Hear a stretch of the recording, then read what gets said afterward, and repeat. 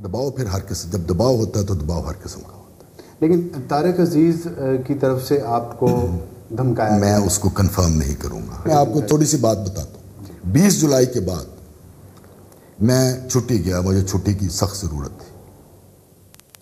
میں ملک سے باہر گیا. جہاں کہیں بھی میں گیا وہاں میرا پیچھا کیا گیا خفیہ ایجنسیوں نے. بندے ڈپیوٹڈ تھے جو میرے پیچھے لگے ہوئے رہتے تھے، اور میں جس کے گھر جاتا تھا اس کو جا کے بعد میں دھمکاتے تھے کہ یہ تمہارے گھر کیوں آیا، اور یہاں کون آیا تھا، کیا باتیں ہوئیں، تم نے اس کو کیوں بلایا. ان کو بھی ہراساں کیا گیا. دبئی میں یہ کیا گیا، ایمسٹرڈیم میں یہ کیا گیا، جنیوا میں یہ کیا گیا. اب جنیوا دیکھیے، میں اپنے ایک عزیز کے گھر ٹھہرا ہوا ہوں، اور ان کو شاید کسی کو پتہ نہیں چلا کہ میں جنیوا چلا گیا ہوں. ان سے کوئی کوتاہی ہو گئی ہوگی، ورنہ ایمسٹرڈیم میں تو یہ میرے پیچھے تھے، مجھے انہوں نے میرے ساتھ تھے. تو وہاں پھر مجھے کسی دوست کا فون آیا جنیوا میں.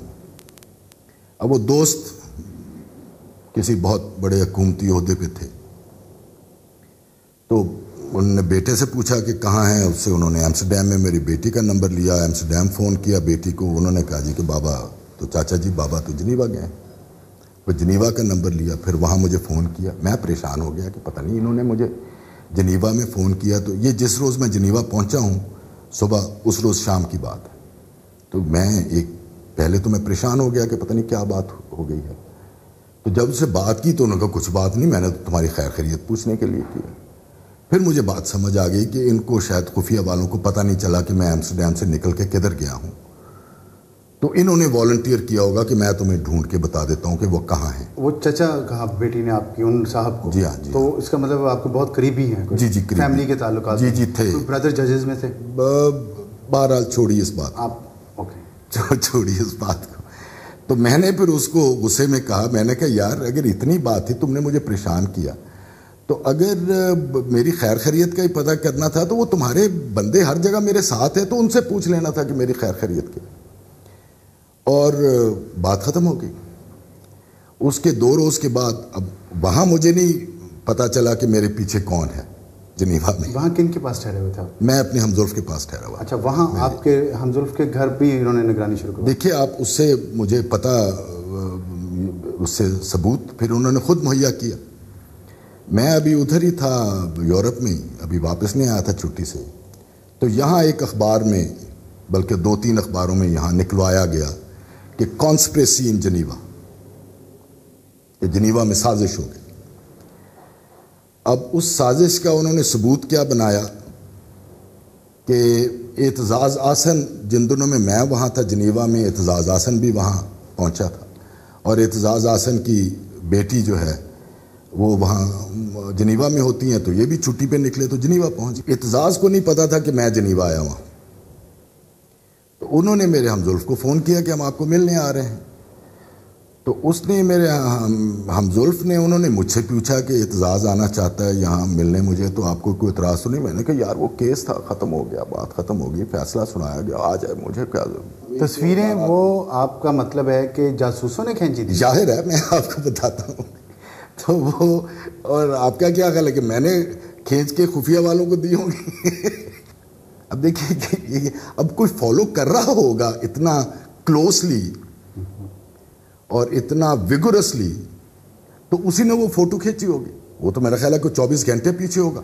آپ کا مطلب ہے کہ ہالینڈ میں آپ کی بیٹی ہیں، وہاں پہ آپ کو جاسوس آپ کے پیچھے لگے رہے؟ بالکل لگے رہے. جنیوا میں آپ میں جس روز وہاں پہ جو میری فلائٹ تھی، جو میں گیا، کیونکہ وہ لاہور سے جو ڈائریکٹ فلائٹ ہے PIA کی ایمسٹرڈیم ہوتی تھی، وہ بند ہو گئی ہوئی تھی، تو وہ جنیوا دبئی جانا پڑا.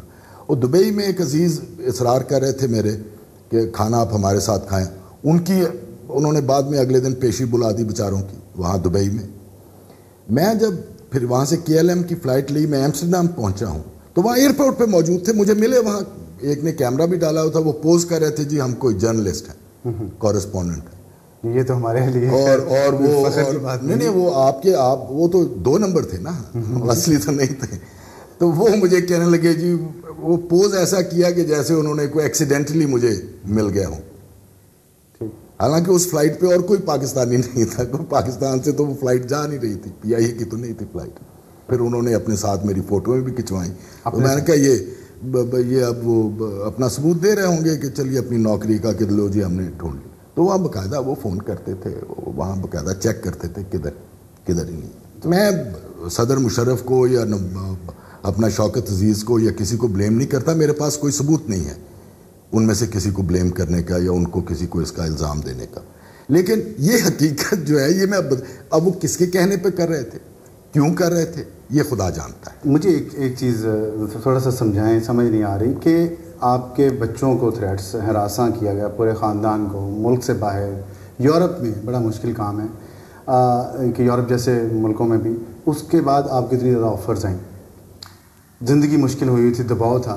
پرویز مشرف صاحب آپ کو کہتے رہے کہ میرے ساتھ ملاقات کر لیں, میں آپ کو کیس کے بارے میں سمجھا دوں, پھر بھی آپ نے انکار کیوں کیا؟